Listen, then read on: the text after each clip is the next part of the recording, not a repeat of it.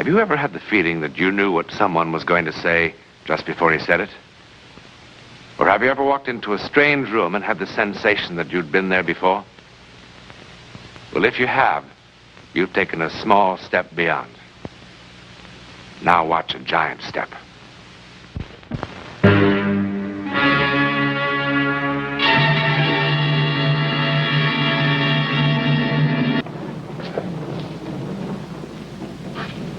Well, let's see what's wrong with you.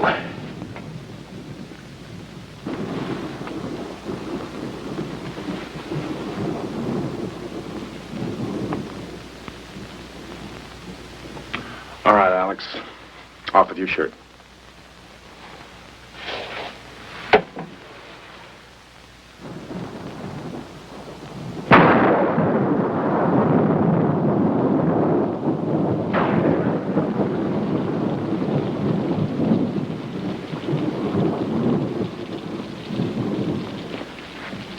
Ellen? Ellen, don't you think it's time you came back to bed? Baby, I've got to get up in an hour. It wasn't a dream. It wasn't. Sure, I know. It was a premonition. Your grandmother's gypsy blood talking to you. I saw you. I saw you lying there on the floor of the bank. I did. I did. It was as real as anything that ever happened to me. Ellen, baby, darling, we've got to get some sleep. You don't believe me? Sure I do. But you're acting like a child. Everybody has bad dreams. It wasn't a dream. It was different.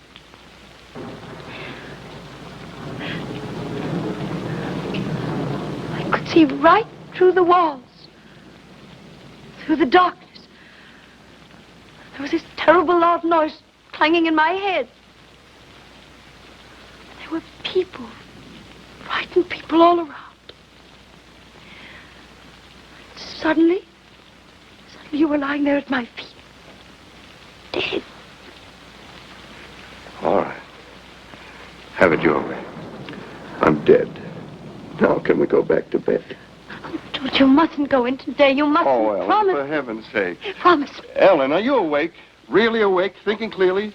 Are you suggesting that I call the bank and say I won't be coming in today because my lovely wife has a feeling that something terrible will happen to me if I do? Yes, yes, yes. Oh, stop it, Ellen. I'm going back to bed. George, please, I beg. George, I'm so afraid. I'm so afraid. It's all right. It's all right now. It's all right.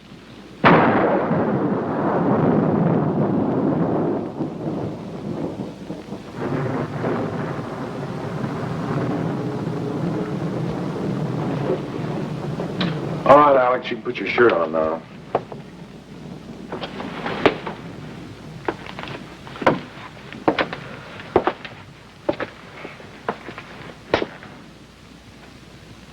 Of course, this is only a preliminary examination. But as far as I can tell, it appears that you suffered from a slight stroke. It's not necessarily serious in itself, but it is a pretty good indication of a deteriorating circulatory system. Alex?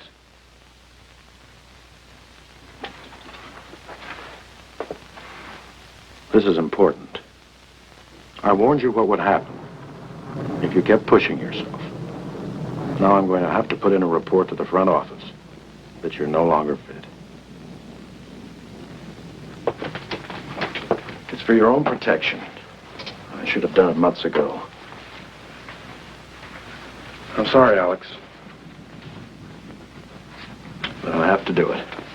If you take care of yourself, proper diet, proper rest, or you can live as long as anyone else, and even come back to work eventually. If you don't, you'll be dead within 6 months. You're wrong. I only wish I were, Alex. Look, you take this envelope back to your own doctor. Have him get in touch with me. I'll only be too glad. You're wrong. I don't have 6 months. I don't have 6 days. I'll be dead by tonight. Alex, it's true your condition is serious, but not that. When I was standing there at that wheel, it was like a million colored lights exploding in my head. That's symptomatic of a stroke. No. Suddenly, I knew I was going to die. Doesn't matter what I do. I'll be dead by tonight. I know it. Alex?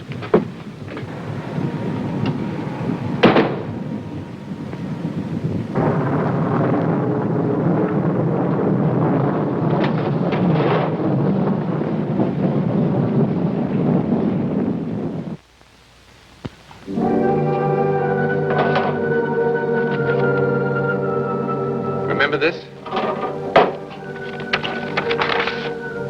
The medical history of Alex Peters. This morning, the patient suffered his second cerebral arterial spasm with a left-sided paresis. In other words, a stroke. But was it really a stroke? Or was it a physical reaction to the sudden, unshakable knowledge that he was going to die today? Well, today is still young. And as Alex Peters wanders the morning streets in search of some plan for his last hours on this earth, across town, the second part of the double premonition is having quite a different effect. Across town, George Chambers has finally quieted his wife's hysteria. He has agreed to spend the day at home, but only to humor her. He knows there can't possibly be anything in her foolish premonition. Not possibly. I can't explain it any better than I already have. All I know is it was clearer than you are right now. All right, but you were asleep. Now, what makes you so sure it wasn't a dream? Because it wasn't. I ought to know the difference. Then what do you call it? You said the word premonition. Hello? Oh, hello, Phil. Good morning. No, he hasn't left yet. I was going to call you. George won't be coming in today. Oh, it's nothing serious. Will you tell Mr. Masterson that George isn't available? Let me talk to him. Phil, what's this about Masterson? Today? But he wasn't due until next Monday. I see. What time? I'll be right down. George, you promised. I know, but this is terribly important. Important? More important than your life? Oh, stop being so childish. Why can't someone else take care of Masterson's business? No, nobody can. Why not?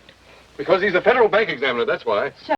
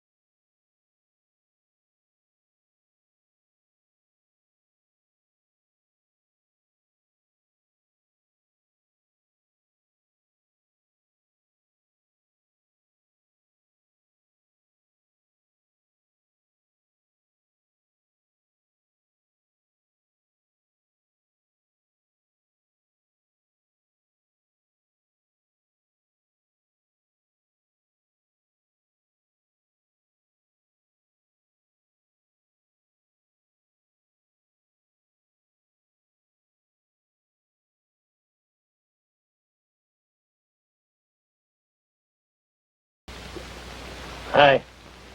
good morning.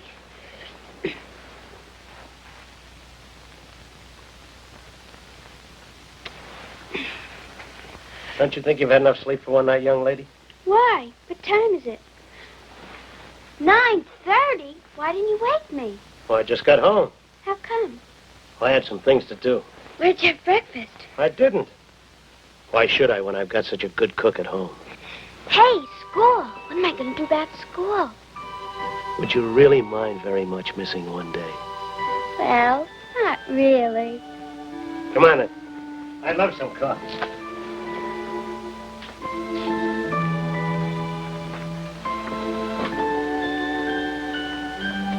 How do you want your eggs?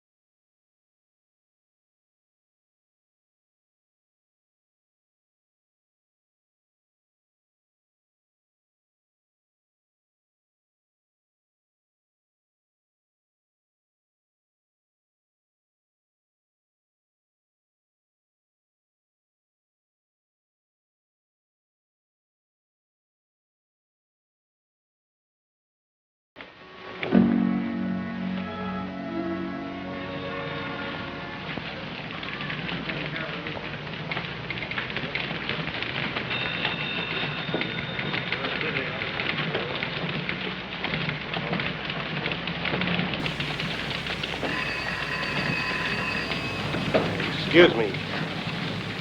Who do I see about setting up a trust fund? Oh, Mr. Carter or Mr. Chambers can help you. Ellen, for heaven's sake, I'm snowed under with work. I don't... Mr. Carter will help you. Thank Will you. you keep leaving me with this ridiculous... Ellen. Ellen, listen. Listen. No, I'm not leaving here. I can't... Yes? I'd like some advice about a trust fund. Surely, make yourself comfortable. I'll be right back. All right. I'm going to be shot. Yes, shot to death. Okay, that's fine with me. Now, will you please leave me alone? Of course I'm making fun of you. No. Mr. Peters. Alex Peters. Yes, what sort of trust fund did you have in mind? For my daughter. I'd like to set up a trust fund for my daughter. Well, I think that can be arranged. I sure hope so. I'm a widower. I figure that Carolyn will need it, well, at least $100 a month to live on. At least. Certainly. How old is Carolyn? 12. I'd like to set it up so that, well, after I'm dead, whoever's taking care of her, Carolyn will have the money to live on. Yes, of course. Does Carolyn have a middle name? What? Oh, no. No, she doesn't have a middle name. Ellen, I have to hang up now. It's all a question. Ellen, I can't discuss this with you any longer. Can Ellen. advise you, of course. Listen. First, let's get all the facts down. Goodbye, Ellen. Daughter's 12. I take it she's an only child? Mm-hmm. Now, suppose we start with your current assets. Well, there's my life insurance policy, Yes, what's the amount? $1,200. 1,200. And then there's the stock. Hudson Corporation, 50 shares. It was selling at 3 1/4 this morning. Well, that comes to $162.50 savings. Well, I have $672 in postal savings. What else? That's all. Oh, surely there must be other things. Furnishings, your car, home, real estate. No, I don't have any of those things. And I live in a furnished apartment. 150, 750, 1,200, 672. Well, as of today, your total worth is $2,034.50, counting the insurance and assuming there are no debts. At 6%, that would bring in about $120 a year. A year? Yes, sir. For an income of $100 a month, you'd need 10 times that amount. 10 times? Of course, a lot of things could happen before it becomes necessary to use such a fund. You're young, there are many productive years ahead of you. Surely your estate will grow. And, of course, a certain amount will come in from Social Security. We always figure on that. $20,000. I'm afraid that... Bill, let me have a conditional sales contract. I've run out of them. Sure.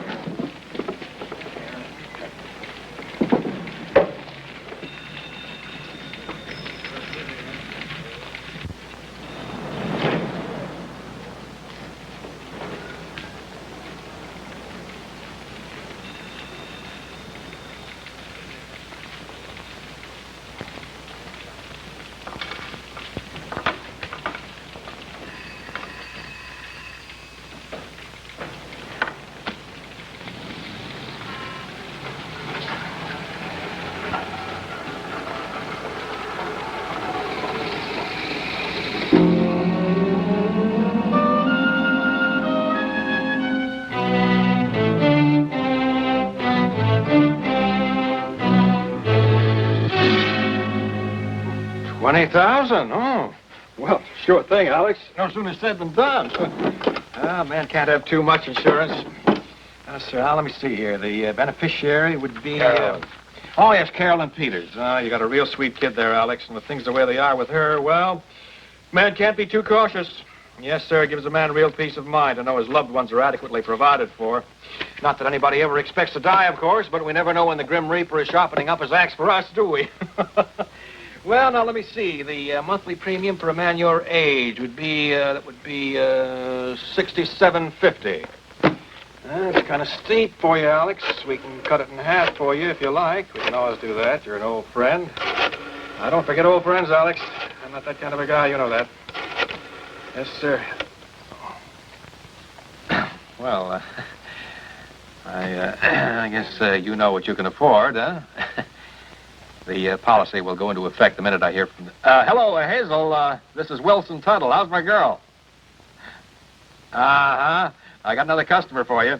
I want you to take extra good care of him. He's an old friend. How about tomorrow morning, first thing? No use letting any grass grow under our feet, huh? We're trying to set up an early appointment with the doctor for you. What for? Well, it's just a formality, of course, but when a man jumps from 1,200 to 20,000, why, we don't make the policy binding on either party until the physical examination is complete.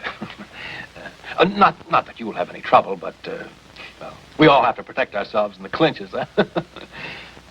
Now, if the doctor has an open appointment... hello, Hazel. Oh, swell.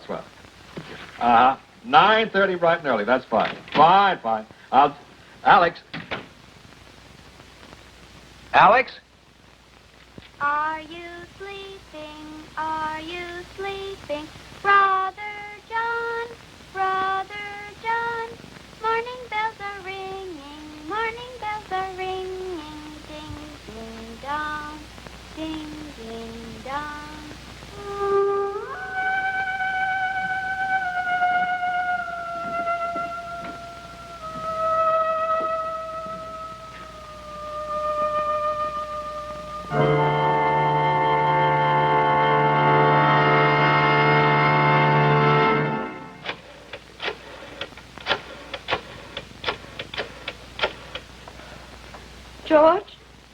George, please listen to me, please. George, I tried not to go. But the feeling's suddenly stronger than ever that now, right now, the terrible thing that's going to happen has started. George, unless you... George, don't hang up on me. George, please listen.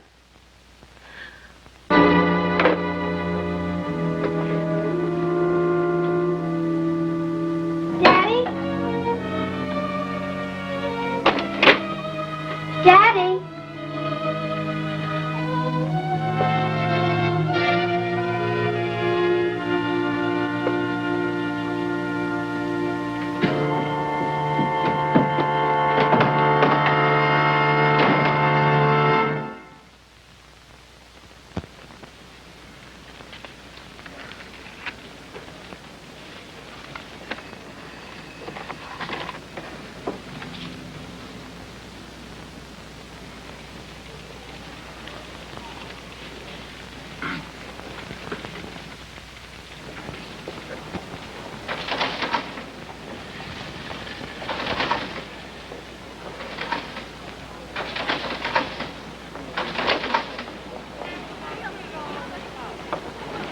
Hurry.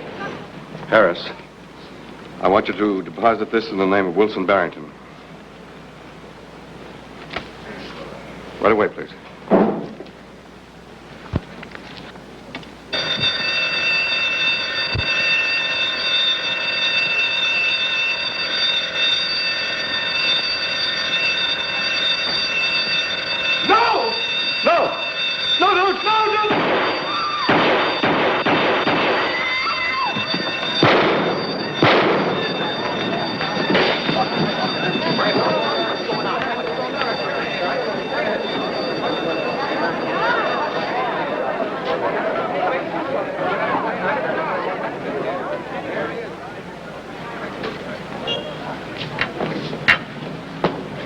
Yes? It happened. Just as you saw it. It happened. But why? Well, fate? Destiny? What other words are there? Certainly it was destiny for George Chambers and Alex Peters to cancel out each other's lives. That's not a very satisfactory answer, is it? But what other answer is there? I mean, that we know about.